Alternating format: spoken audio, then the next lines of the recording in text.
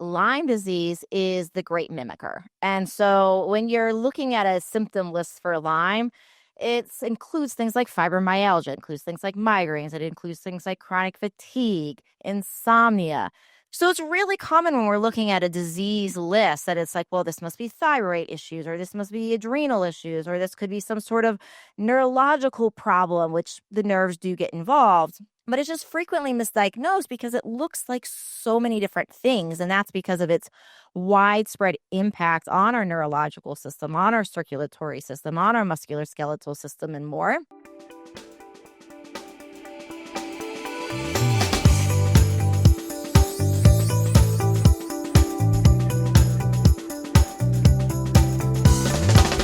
Hello, everyone, and welcome back to the Pain Free for Life podcast. I am your host, Dr. Rob Vanbergen, and today I'm interviewing Dr. Diane Mueller.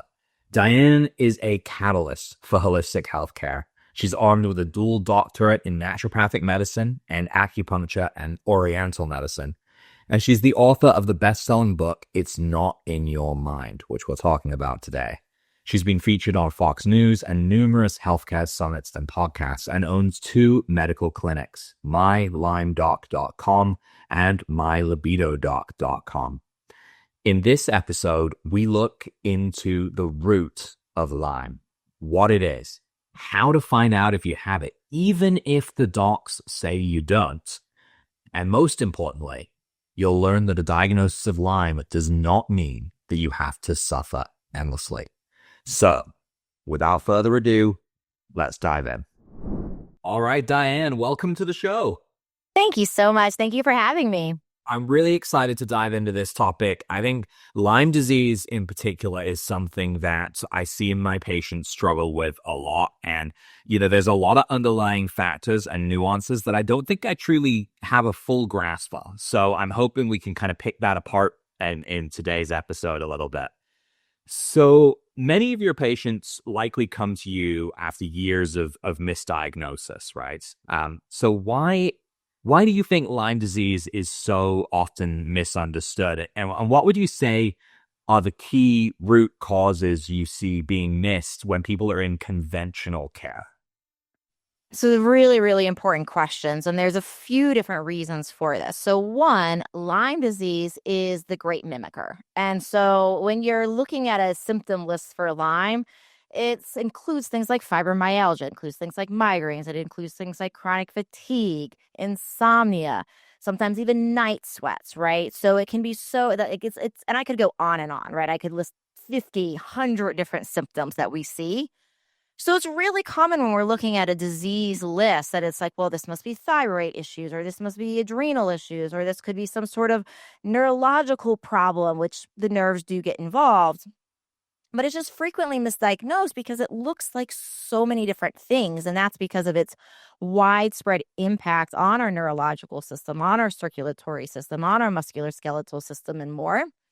So that's one reason. But another reason is, and this is a super important thing for people to hear, because right now I feel like we're in a stage in medicine and in the public education where there's a lot of famous people speaking out about having Lyme. So because of that, it's been great because there's more awareness. But then what people wind up doing is they go to their doc and they're like, wow, I heard this famous person, they're talking about Lyme. It sounds a lot like me. Let me test for Lyme. Well, the first standard go-to test that most doctors are ordering is called the ELISA. There have been studies that have shown that the ELISA has a 67% chance of a false negative. Now, there's been recent updates to that test, but those have been shown in research to maybe improve the accuracy by about 10%. So we're maybe at like a 57% chance of a false negative, which is, we can say is close to a 50-50 type of scenario, whether or not this test is going to be accurate. So why we are utilizing that test as our first line standard of care testing is like beyond me, because as well as I do as a doc that's like we can't base anything clinically on like a 50-50 chance. And so then people are oftentimes in this category Where then, and sometimes it's even worse because now they have Lyme in their awareness, but they've checked it off because they've had this really crappy test. And they're like, well, it can't be this. So they never bring it up again. They never look at it again. And meanwhile, it's oftentimes the core thing that's driving them to be stuck in their chronic situation. So that, yeah, very, very tricky, because to essentially put the flip of a coin in charge of whether or not you do or do not have a condition, I guess you're then kind of getting to this point where you're, as you say, you just kind of move on and you keep looking, or you give up looking. And then where are you? You're not progressing towards that treatment that you could actually see some success from. So did they hope a follow up, like additional tests they should do instead? There is the Western blot, and the Western blot oftentimes is done as a follow up. However, typically, like most conventionally, how conventionally docs are trained is that the first test, ELISA, has to be a positive test before the second test, the confirmatory test, the Western blot is run. So what's better than that is actually to order a Western blot right away. We can order a PCR as well, which is a lot of people know what PCR is, because of COVID. So is that more that DNA test? But the Western blot does actually a really good job as a test. However, then we run into another problem, which is about there's so many problems, right? We're running into another problem about how that test is interpreted. So what the Western blot does is actually looking at our immune system reactivity to proteins on the Lyme bacteria. We call those proteins bands. And in lab testing, we talk about something called specificity. And specificity is really, and I know you know this, but for the listeners, specificity is really related to how specific that lab test is to actually being able to diagnose the thing. So to bring this into the Lyme and the Western blot, there's some of these proteins that are found on Lyme only, very specific. Lyme only has these proteins. There's other proteins that are found on Lyme and say viruses, for example. So if those proteins come up, it's like, well, it could be Lyme, it could be a virus.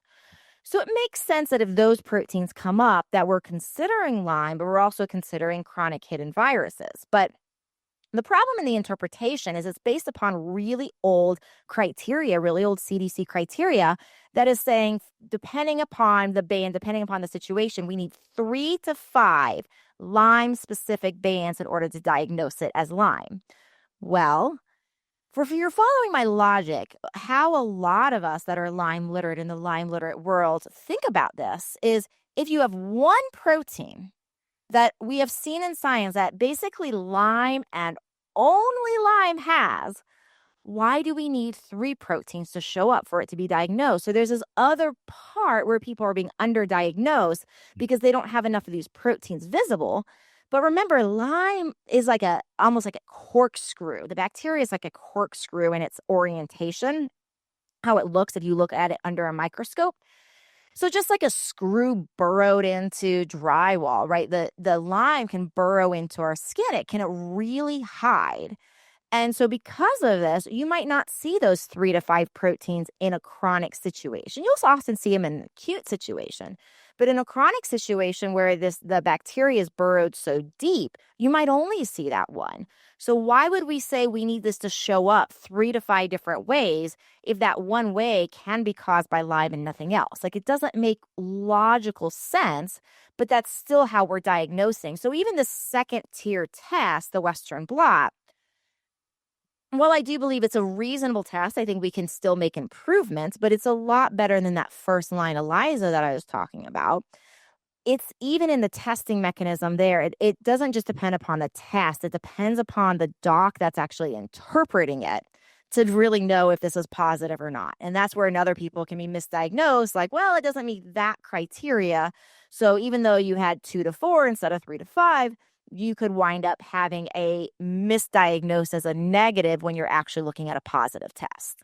Wow. Yeah. So it's a kind of a spiral for people to be able to get this. So really what you're saying is, like, try all the tests. And if you have one sign that you have Lyme that can only be found in Lyme, then yeah, 100% consider that you have Lyme, right? And move from there. Correct. Yeah. And you might not need to try them all at the beginning from an expense standpoint, but start with one, see what results you get. If it's positive, great, you can move on. But if it's negative, you probably want to double check that work to make sure. Right. Yeah. Absolutely. Let's just backtrack a little bit here because I didn't really even think about talking about this. But for people that don't understand or don't know what Lyme is, and there's going to be some people here, like, can you explain from just a layman's term, like what it is, how people get it, so people understand what they may have to be concerned about? Yeah.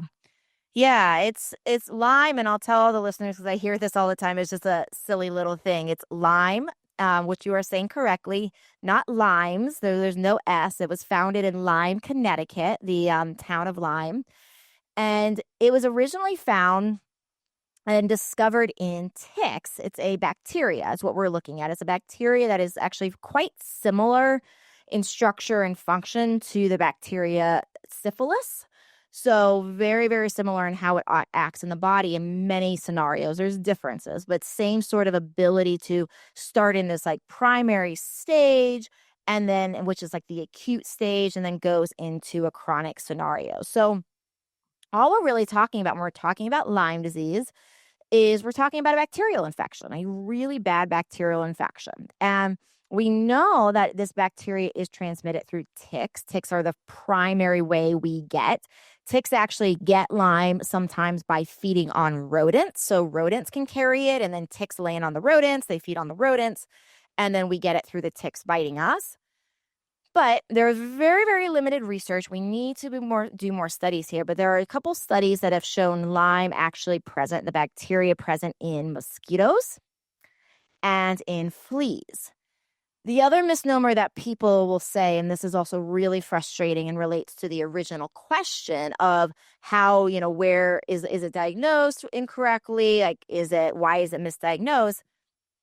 Is because there's still a really common belief that this only exists in the New England states, which when we think about it is kind of ridiculous when we look at even COVID. COVID's a really great example of how quickly it's spread across the world.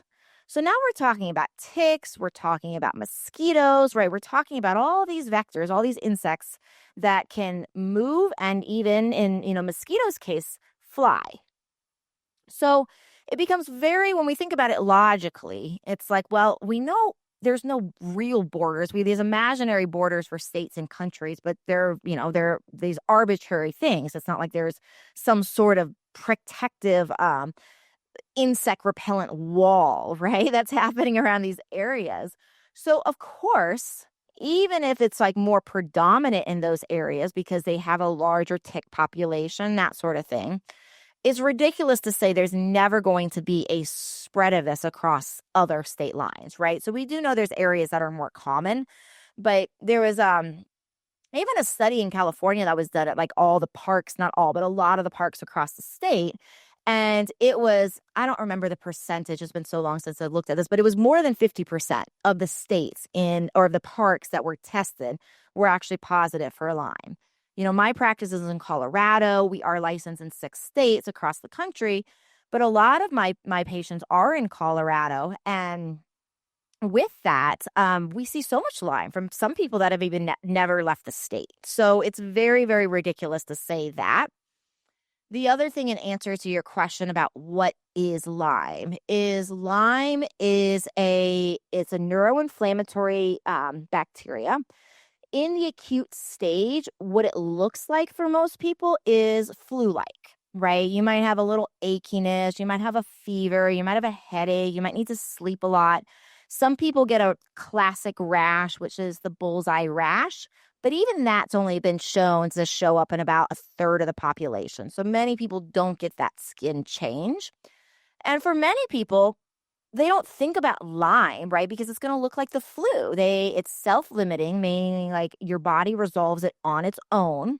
And I'm doing air quotes here for anybody that's listening and not watching, because what winds up happening is if your body, say, like fixes it on its own, what it's really doing is it's putting the Lyme in remission. It's clearing that blood level out. But Lyme has the amazing ability. It's like a super bug as far as its powers. and has the amazing ability to morph into another form, another state. And in this other state, it goes dormant.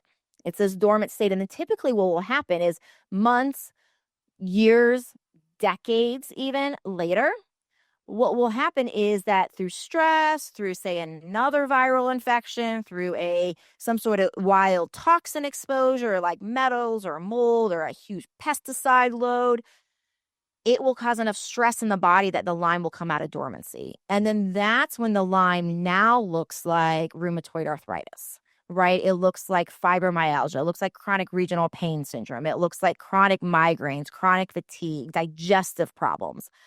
And people never think about Lyme because even if they know they had it, oftentimes it was decades ago and either it resolved on itself or they took an antibiotic and they thought it resolved. And here is actually the main cause in that chronic state. Yeah, that makes sense. Someone gets bitten by a tick when they're a kid and then nothing happens. And then, 20 years later, they're like, well, I've not been around any ticks. I would have noticed. And it's in there. It's just in their body and it's just being activated. Like this Correct. agent, huh? Yeah, correct. Exactly. All right. So we're going to get to some of those things that exacerbate this condition. But I think first, let's just talk about what do people do wrong with Lyme treatments? I think, what are some of the biggest mistakes people might be making as they're looking into this? Patients, practitioners too, because there's a lot of us out there that are telling our patients what to do. And what could we kind of do to avoid that?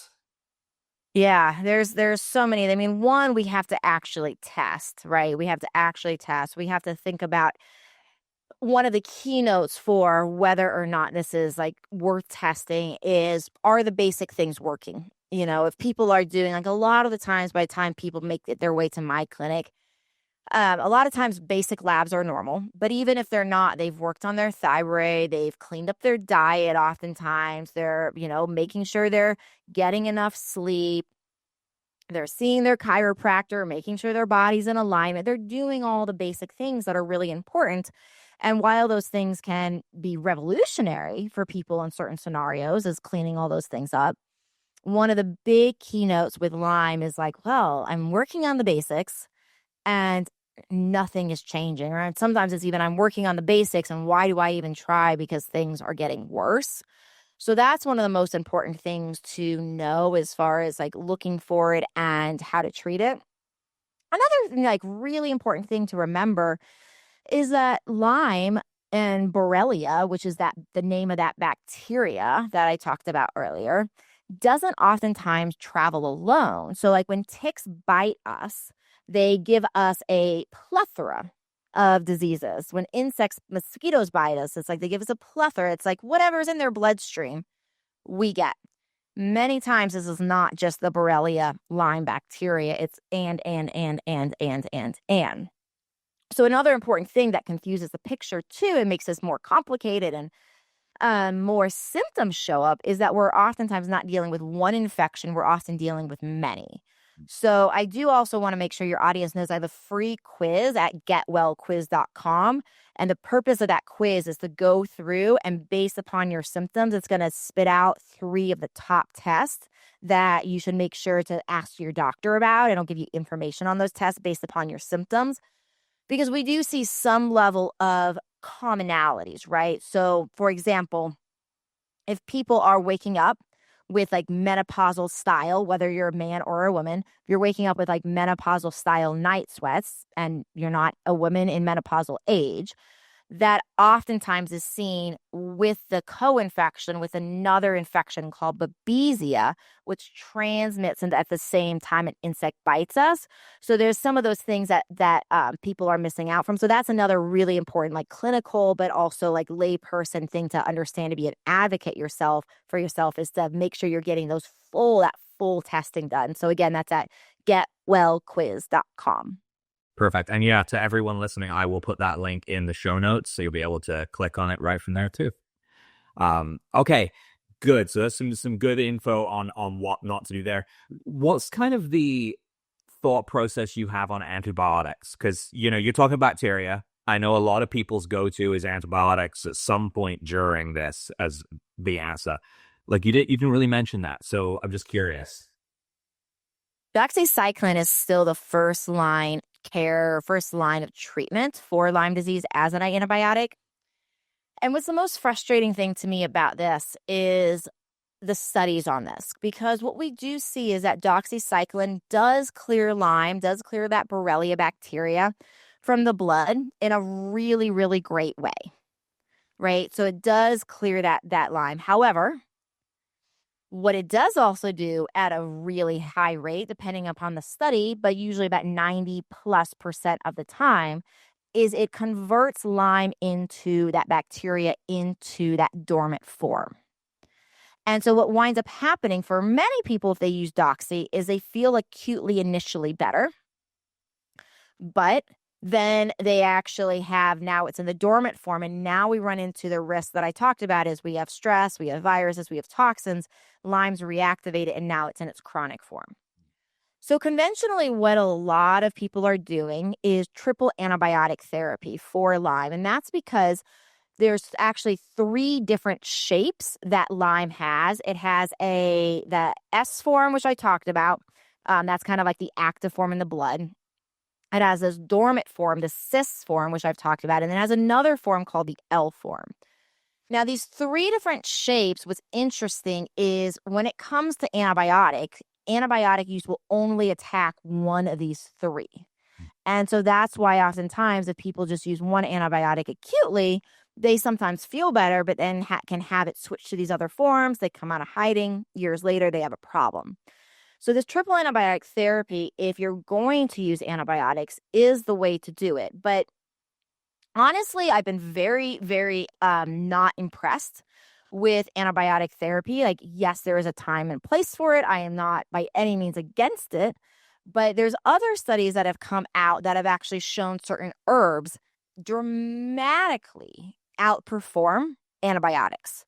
So this whole thing about herbal therapy is weaker sometimes is true, depends upon the situation. But Lyme seems to be one of these things where herbal therapy is incredible. It shows up in the research. There's data to support this. And what I've seen from patients that have come to my office with recurrence after antibiotic use versus people that I've just used herbs with, the rate of recurrence is so much less. And I do think there's also the impact that we have when we're doing triple antibiotic therapy, which for many people are on. I've seen this where people are on PICC lines, they're going for IV drips, once or twice a week for antibiotic therapy for years.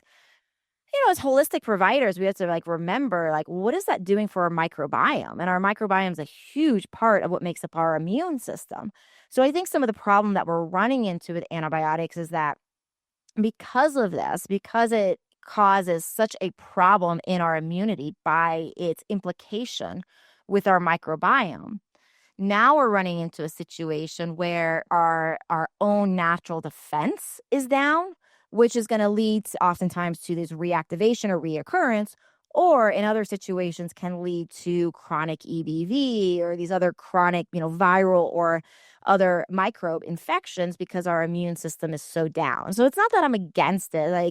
I think I shouldn't say everything, but I think most things in medicine have their time and their place.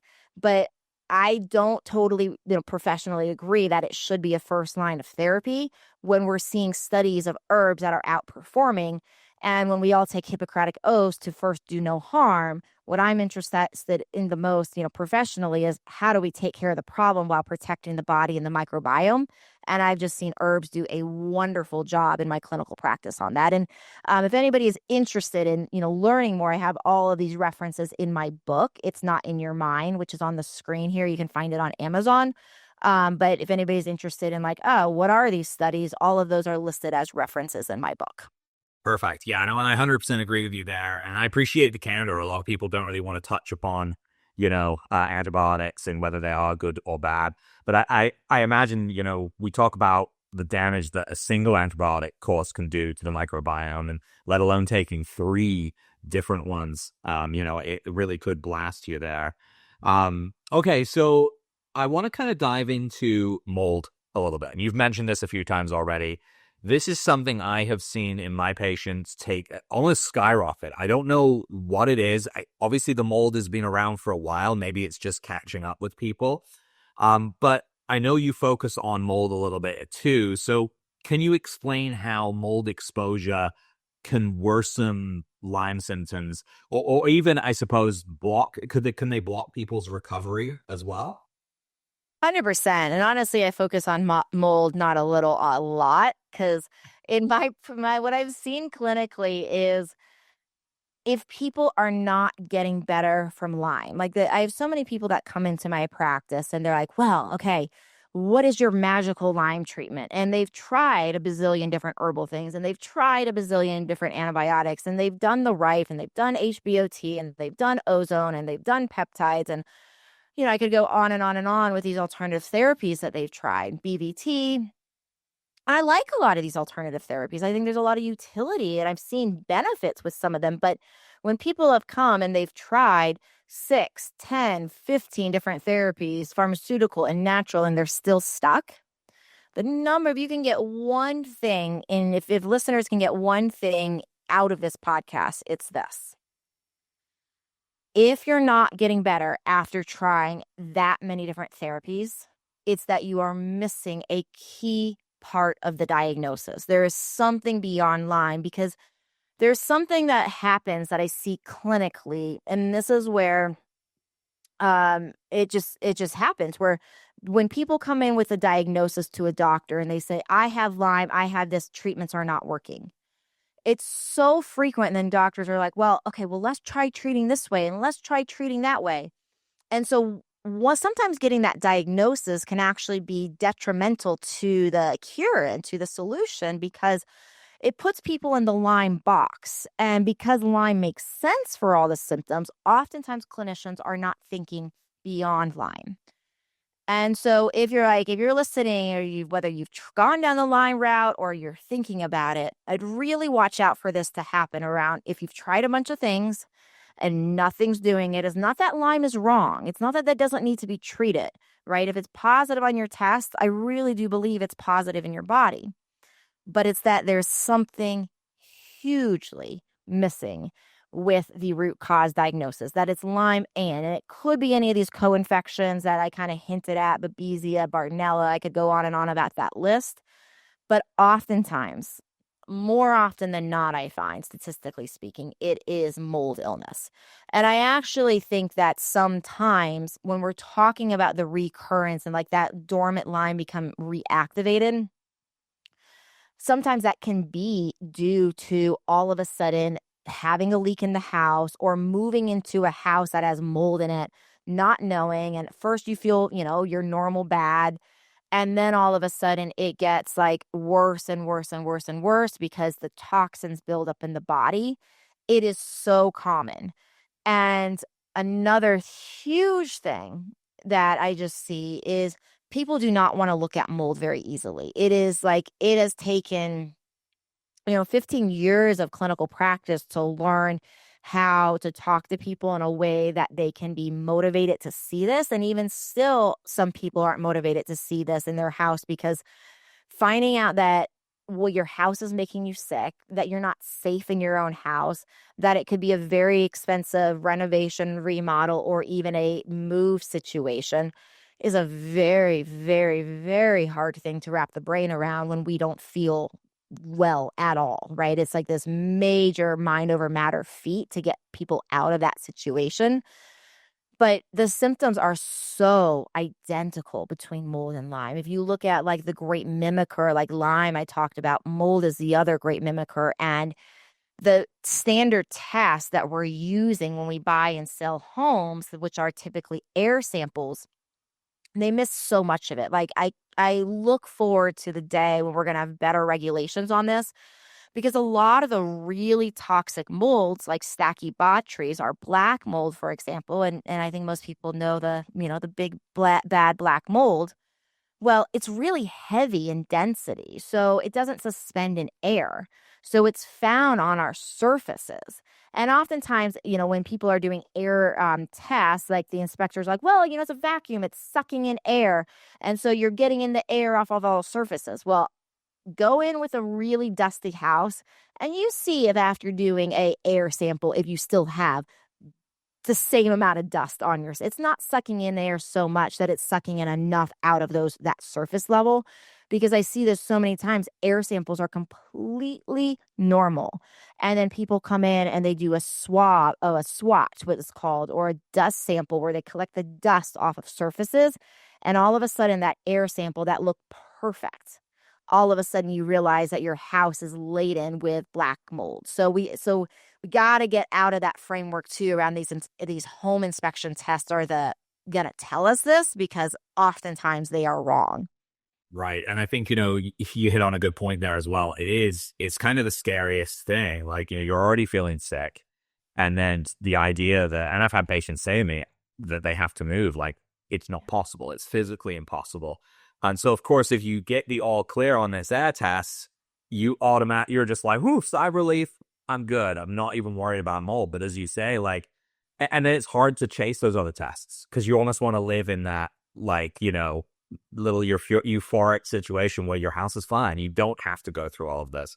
So very important for our listeners to understand that, this can be hidden more so than we even know. And I think that, as time goes on, especially in North America, here in Canada, like, we're dealing with buildings that aren't even, places here that are colonized that don't even have 100-year-old buildings. So they're going to start to develop mold over time that they may not have now. And so there's always that possibility too. So, okay, let's kind of jump forward a little bit here and talk about your approach. I know you mentioned herbs. I think you also combine acupuncture and functional testing. Is that correct? Do you do all? I'm 100% telemedicine at this point. So I do have a doctor. One of my doctorates is in acupuncture, but I use some of that in like theory, and thinking about some of the theory behind acupuncture, but I'm not actively doing it in my practice at this point. But I do recommend it. It's a great therapy. But it's a combination of herbs, supplements, diet, lifestyle, peptides. We do in my clinic, I do have a licensed prescriber. So we do use some pharmaceutical medicine, oftentimes not antibiotics, although, we have. But we'll use things like mast cell stabilizers to calm the histamine response in the body, which is part of the inflammatory response. We use a lot of peptides, hormones, which are really important. We find thyroid and sex hormones to build up the body, to help make the body stronger. And then looking at his very full body. So functional medicine testing, and that can include anything from looking at the guts, things like SIBO and stool cultures, looking at nutrient imbalances, food problems, looking at blood sugar, all of these different areas. So one of the things I've seen in my proprietary 4-step process that I have is that one of the earlier stages in working with Lyme and mold is actually to build up the body and make it stronger. That if we go too fast into the killing phase or the detox phase, which is the root, so people are oftentimes so excited to go there. But if we do that without improving the thyroid and the mitochondria and these sorts of things, the body doesn't have energy oftentimes to heal, and people cannot do very well. So it is a very, very holistic outlook on this. It's very holistic functional medicine. And while our, the brand and the focus is Lyme and mold, we really do holistic functional medicine because that's what I've seen people need in order to make themselves stronger to heal, but also to repair their body and the tissues and the cells, the organs from the damage that these things create. Perfect. Okay, excellent. All right, so as we wrap up here, I just want to make a comment. So your book you mentioned earlier is Nottingham. People should definitely take a look at this book to try and get some answers and look into this if you are diagnosed with Lyme. But what message of hope would you like someone newly diagnosed with Lyme to hear? Like, if they're listening right now, they're new to this, or they've been dealing with it for a long time. What do you want them to know? Try to stay off all the internet chat forums that are talking about everybody's bad stories, because here's the deal. Once people hear from Lyme or heal from Lyme, they do not go back onto those chat rooms and spend all their time talking about it. They are out living their lives. So you don't tend to see people or hear from people on those chat forums that are like, this is great. I have recovered. I am great. All you're going to do is you're going to find those people that are stuck. So I've had Lyme, I've had mold. I talk about it in my book. At one point, I was so sick. I was thinking that I was going to just need to move to some sort of deserted island where I could like find a hut I could rent for $1 a day and basically live out my days because I thought I was dying. My neurological symptoms were so bad. I was losing feeling in my hands. Sometimes I couldn't drive because of my numbness in my hands. I was forgetting things to a level where I would forget where I lived some days. So I was not a very functioning human being, and I am highly functioning now. I snowboarded 43 days this past winter. I run, I hike, I bike, I help raise the 3 step kids in my life. And, there's so many different things that I am participating in that are so far beyond where I thought I would be when I was, in my days of thinking I needed to live in a hut. So, biggest thing is you can heal from this. Those stories of people saying that you can never heal, they just haven't figured out how to heal yet. So, while it can be helpful sometimes to feel like people get you, while it can be helpful to feel like there's compassion and people that understand you, I really encourage you not to spend too much time in those things because, like I said, you're not going to find the stories of the people that have healed and their life is better than ever before. And those people exist. They exist. I see it every day. I see it every week. I see it every month. And that can be you. So just hold that hope, hold that high vibration because this is possible to heal from. Okay, wonderful message. Thank you, Diane. Thanks for joining us today. I really appreciate it. Thank you, Rob. It's great to be here. And to our listeners, I'm going to include all of Diane's contact info in the show notes at painfreeforlife.com/podcast. Until next time, I'm Dr. Rob Vanbergen, and you're listening to Pain Free for Life.